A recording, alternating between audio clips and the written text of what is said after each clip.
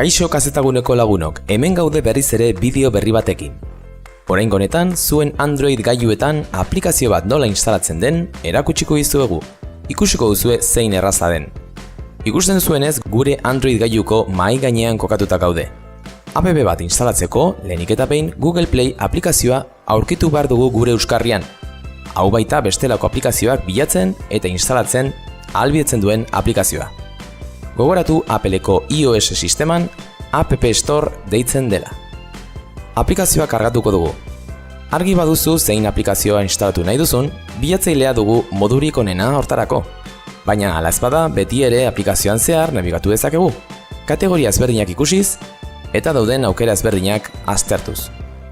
Eredu moduan bilatzailea erabiliko dugu. Bertan, eguraldi hitza idatziko dugu. Ikusten duzuenez, mota honetako app batzuk azalduko zaizkigu. Hoietako bat aukeratu. Ederki, aplikazio horren inguruko informazioa jasoko dugu, baita erabiltzaileen iritzi ezberdinak ere. App instalatzeko, botoian sakatu. Aplikazioa gure gailuan instalatuko da berehala eta mahai gainean agertuko zaigu. Bertan sakatu eta ikusten duzuenez, aplikazioa martxan jarriko da. Aplikazio bat desinstalatzeko honelaxe jokatuko dugu.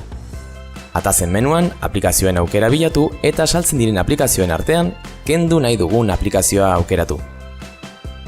Azkenik, desinstalatzeko botoian sakatu eta berehala kenduko zaigu.